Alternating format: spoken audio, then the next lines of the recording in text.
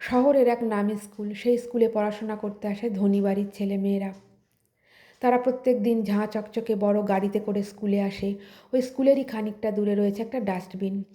সেই ডাস্টবিন থেকে প্রত্যেক দিন ময়লা আবর্জনা তুলতে আসে রাজু বলে একটা ছেলে। তারও খুব ইচ্ছে করে সেও স্কুলে যাবে, পড়াশোনা শিখবে, কিন্তু দুবেলা দুমুঠো ভাতের জোগাড় করতেই তার দিন চলে যায়। লেখাপড়া তার কাছে দিবাস্বপ্ন, তবু রাজু হাল ছাড়ে না। সে সময় পেলেই রাস্তার ধারে স্কুলের যে জানলাগুলো রয়েছে সেখানে দাঁড়িয়ে সবার অলক্ষ্যে ক্লাসে কি পড়ানো হচ্ছে সেটা শোনে। এইভাবে শুনতে শুনতে রাজু অনেক কিছু শিখেও যায়। ওই স্কুলেরই অঙ্কের টিচার হলেন রমন স্যার। তিনি ছাত্রছাত্রীদের একটা কথা সবসময় বলেন যে টাকা পয়সা মানুষকে ধনী করতে পারে, কিন্তু জ্ঞানী নয়। একদিনকে ওই অঙ্কের স্যার একটা অঙ্ক ব্ল্যাকবোর্ডে করতে দিলেন। তিনি বললেন যে এই অঙ্কটা যে করতে পারবে তাকে তিনি তার হাতের সোনার ঘড়িটা উপহার দেবেন। কিন্তু ক্লাসের কোনো ছাত্রছাত্রী অঙ্কটা করতে পারল না। রাজু জানলার আড়াল থেকে সব কিছু দেখছিল। সে অঙ্কটা করতে পারবে, কিন্তু সে কিভাবে অঙ্কটা করবে? সে তো আর ওই স্কুলে পড়ে না। সব কিছু দেখে তার মনটা ছটফট করতে লাগলো। বাড়ি ফিরেও সে স্বস্তি পেল না। সে রাত্রিবেলা সকলের অলক্ষ্যে স্কুলে ঢুকে ওই অঙ্কটা ব্ল্যাকবোর্ডে করলো।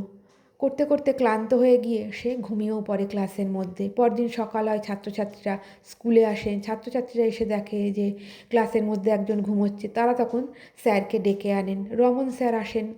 তিনি এসে রাজুকে বলেন, তুমি কে? রাজু তার পরিচয় দেয়। তখন স্যার তাকে জিজ্ঞেস করে যে এই অঙ্কটা কি তুমি করেছো? তখন রাজু বলে যে হ্যাঁ, আমি করেছি।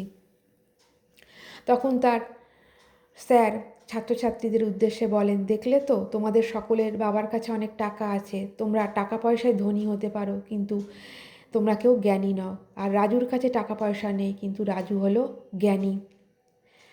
তখন সকলে রাজুকে খুব অ্যাপ্রিসিয়েট করে। তাহলে এই গল্পটা থেকে আমরা কি শিক্ষা পেলাম? যে প্রতিভার স্বীকৃতি সবসময় প্রয়োজন। আমাদের দেশে এরকম কত প্রতিভা রয়েছে যারা একটা সুযোগের অপেক্ষায় বসে আছে। রাষ্ট্রের প্রধান কর্তব্যই হলো এই প্রতিভাদের সামনে নিয়ে আসা।